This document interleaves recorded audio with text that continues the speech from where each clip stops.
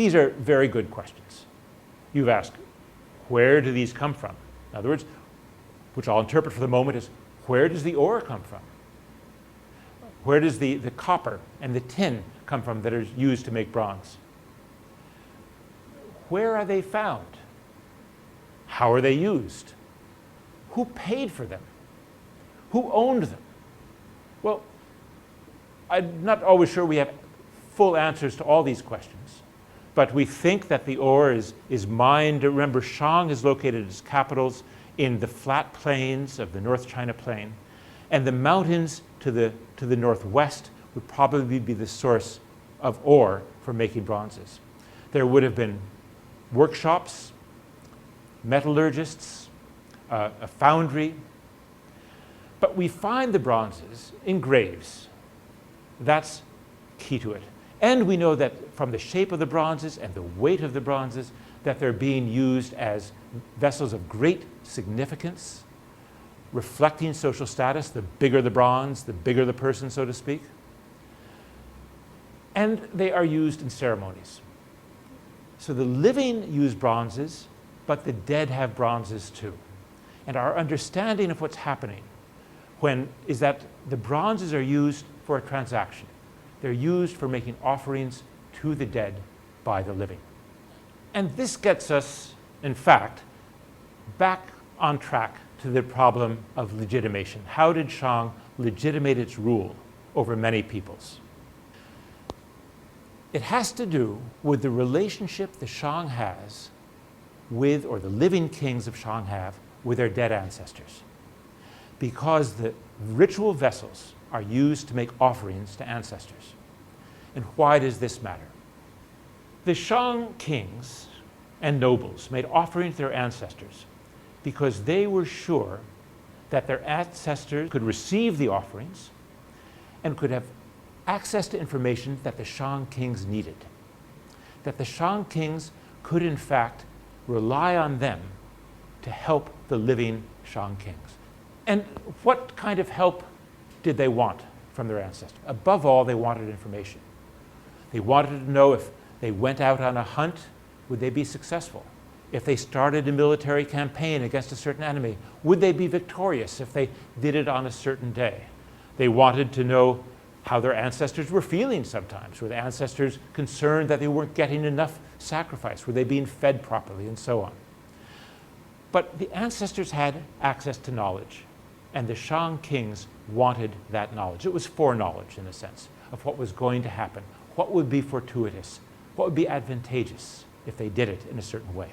The Shang kings sacrificed their ancestors, and the ancestors could help the Shang kings because the ancestors had a relationship with Di, or Shangdi, the high god. And the high god was the leader of all the gods that existed. Whether Shang supposed that he controlled them or not is unclear, but certainly Shangdi was, in a sense, at the top of a pyramid that included the gods that populated the landscape, even populated our own body. So one of the reasons you might have a cold would be that there's something in you that's causing that, and that some way you might be able to fix that, for example.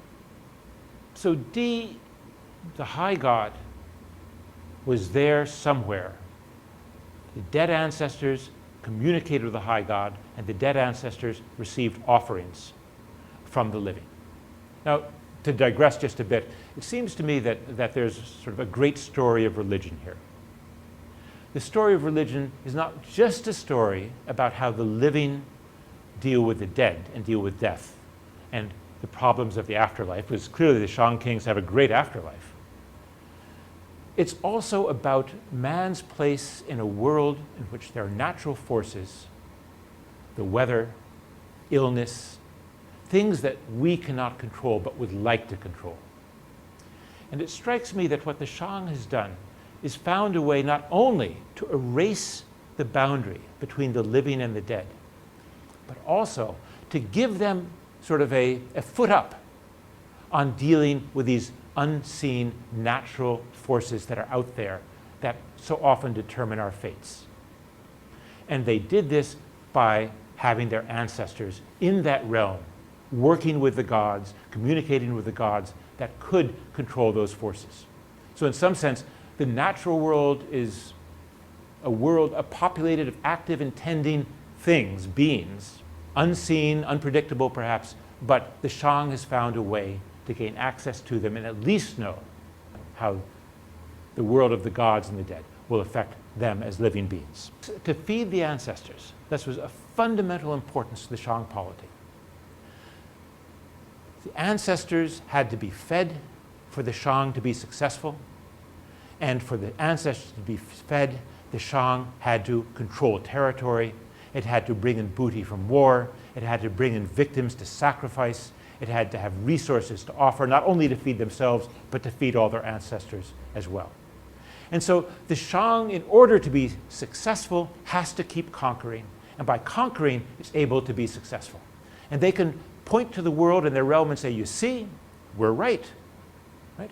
We must, for the betterment of the world, for peace and harmony in the world, so to speak, we have to control territory so we can deal with our ancestors, who can deal with the gods that control our fates and outcomes. Only we have the ability to intercede with D, with the high god. Our ancestors alone are there. Thus, we must remain, our lineage must remain in power. Our lineage turns to God. Our ancestors are there with the God and the gods. And that is why you must accept our rule. It's a kind of legitimation. Now, this is all well and good, but I said the Shang, to be successful, needed information from the ancestors about what would happen, what the outcomes would be. What I haven't said is how they got that information.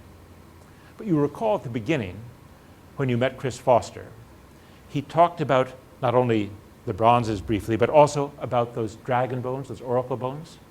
Well, the answer lies there.